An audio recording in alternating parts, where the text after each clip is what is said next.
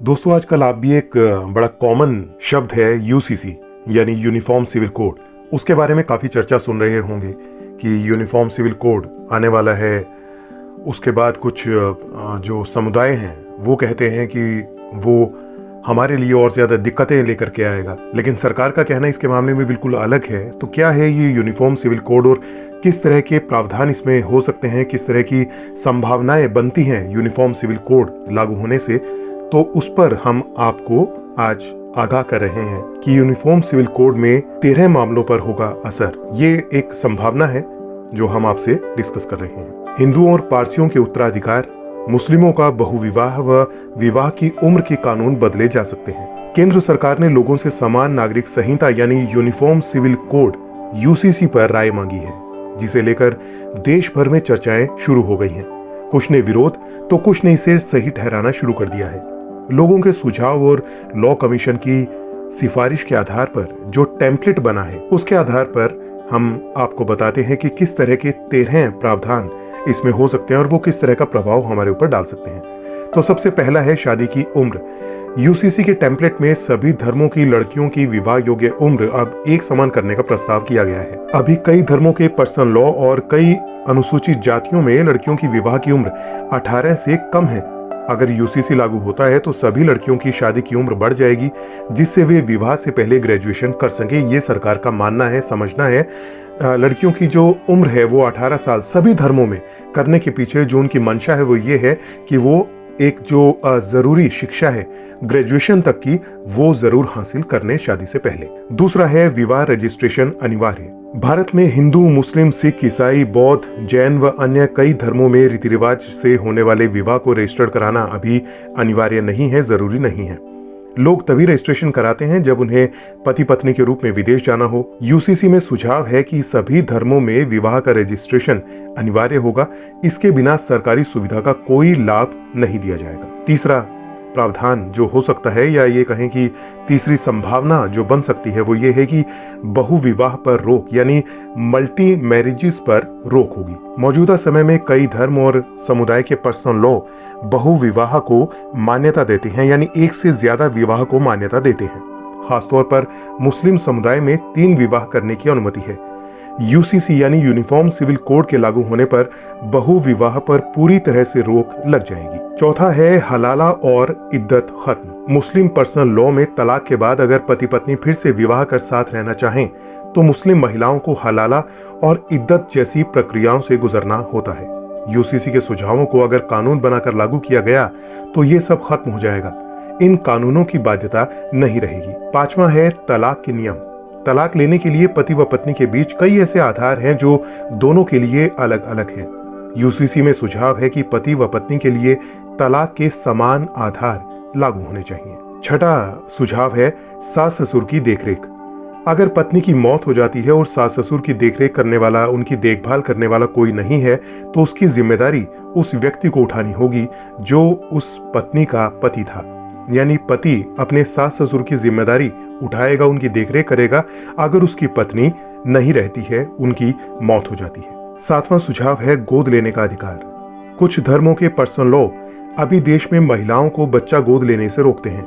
UCC के कानून बनने से मुस्लिम महिलाओं को भी बच्चा गोद लेने का अधिकार मिल जाएगा। आठवां सुझाव है भरण पोषण। पति की मौत के बाद मुआवजा राशि मिलने के बाद पत्नी दूसरा विवाह कर लेती है और मृतक के माता पिता बेसहारा रह जाते हैं। यानी जो पत्नी है जिसके पति की मौत हो गई है और उसे गुजारा भत्ता मिल रहा है, लेकिन वो दूसरा विवाह कर लेती है, तो उसके जो सास ससुर हैं वो बेसहारा रह जाते हैं। लेकिन यूसीसी का सुझाव है कि अगर मुआवजा विधवा पत्नी को दिया जाता है तो बूढ़े सास ससुर के भरण पोषण की जिम्मेदारी भी उसी पत्नी पर होगी। अगर वो दूसरा विवाह करती है तो मुआवजा मृतक के बूढ़े माता पिता को दिया जाएगा। यानी कहने का तात्पर्य ये कि एक विधवा पत्नी अगर दूसरा विवाह कर लेती है तो उसे मेंटेनेंस की राशि नहीं मिलेगी, वो राशि उस पत्नी के, उस बहू के सास ससुर को मिलेगी जिनके बेटे की मौत हो चुकी है और वो अब इस दुनिया में नहीं है। और अगर वो दूसरा विवाह नहीं करती हैं तो उन्हें जो भरण पोषण की राशि मिलेगी उस राशि से वो अपने बूढ़े सास ससुर की भी देखरेख करेंगी। 9वां सुझाव है बच्चों की देखरेख। माता पिता की मौत के बाद कई लालची रिश्तेदार बच्चों के अभिभावक बनकर खड़े हो जाते हैं। वे संपत्ति हड़प कर बच्चों को बेसहारा छोड़ देते हैं। यूसीसी में सुझाव है कि अनाथ बच्चों की गार्जियनशिप की प्रक्रिया को आसान व मजबूत बनाया जाए, ताकि जो बच्चे अपने माता पिता का साया खो देते हैं उनकी परवरिश अच्छे से हो, उनकी देखभाल अच्छे से हो, उनकी संपत्ति गलत हाथों में न जाए। 10वां सुझाव है उत्तराधिकार कानून। कई धर्मों में लड़कियों को संपत्ति में बराबर का अधिकार हासिल नहीं है। यूसीसी में सभी को समान अधिकार का सुझाव है। अगर पारसी लड़की गैर पारसी से विवाह करती है तो उससे सभी संपत्ति व अन्य हक छीन लिए जाते हैं। हिंदू लड़कियों को संपत्ति में बराबर की हिस्सेदारी मिलेगी। अन्य धर्मों में उत्तराधिकार कानून में बदलाव होगा। 11वां सुझाव है कि जनसंख्या नियंत्रण। जी हाँ, सबसे मुख्य और ज्वलंत मुद्दा हम इसे कह सकते हैं। यूसीसी में जनसंख्या नियंत्रण का भी सुझाव है। भारत में बच्चों की संख्या के संदर्भ में कोई कानून नहीं है। कुछ धर्मों के पर्सनल लॉ बोर्ड बच्चों की संख्या सीमित करने का विरोध करते हैं। यूसीसी का सुझाव है कि बच्चे पैदा करने की संख्या सीमित की जाए। नियम तोड़ने पर सरकारी सुविधाओं के लाभ से वंचित किया जाए, जिससे कि जनसंख्या विस्फोट को रोका जा सके। दोस्तों, आपको मालूम होगा कि हमारा जो भारत देश है वो पूरी दुनिया में जनसंख्या के मामले में चीन को पछाड़कर नंबर 1 पर आ गया है। हाल फिलहाल में अगर मैं आज इसी दिन की बात करूं, जुलाई 2023 की, तो 140 करोड़ के आसपास की हमारी जनसंख्या है। जबकि जो हमारे देश में बेरोजगारी है, भुखमरी है, उन सब से आप भी भली भांति वाकिफ हैं, परिचित हैं। यूसीसी में जनसंख्या नियंत्रण कानून लाना बहुत अनिवार्य हो गया है। 12वां सुझाव है बच्चों की कस्टडी।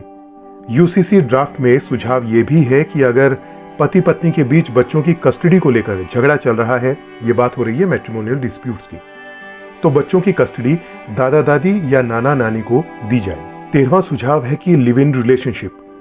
अभी हमारे देश में लिव इन रिलेशनशिप अपराध नहीं है, लेकिन यूसीसी के टेम्पलेट में इसके रेगुलेशन का सुझाव है। अगर यूसीसी कानून बनता है तो लिव इन रिलेशनशिप में रहने वाले कपल्स को इसका डिक्लेरेशन करना अनिवार्य होगा।